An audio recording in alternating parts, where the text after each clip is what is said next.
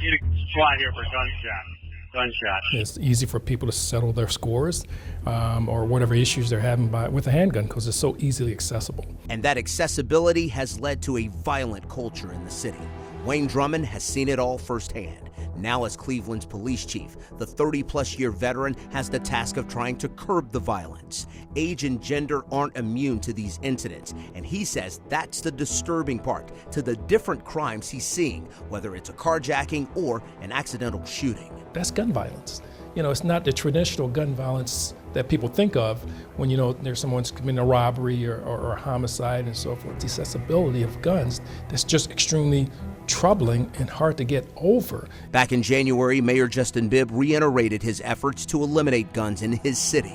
I want to make sure that the men and women of the Cleveland Division of Police are focused on getting more guns off the street, making sure that we close our homicide rate. According to data from Cleveland Police, in 2022, homicides were actually down just over 9%, with 16 fewer deaths in 2021. But now in 2023, those homicides are back on the uptick with around 40 or so as of this recording. So where does Cleveland rank in terms of homicides in the state of Ohio? Well, data from the FBI in 2019 shows that in Cincinnati, they had 64 homicides. Columbus had 81, Cleveland with a whopping 92.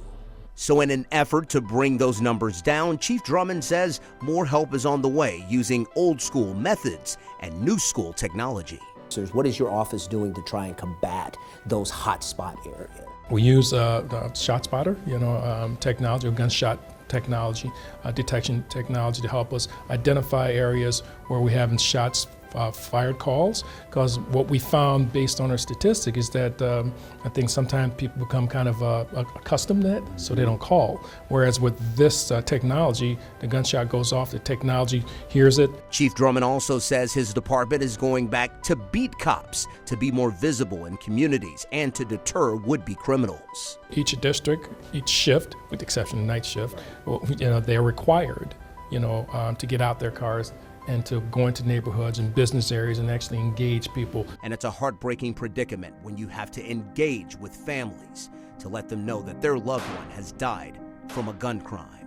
What do you tell a person who's been affected by gun violence? If someone's a victim of a homicide, obviously conveying to their families that we really feel for them. Obviously can't tell them that we know how they're feeling, because we can't. And also let them know that we're doing all we can to obviously help them out and just make our community safer. Chris Fry, 19 News.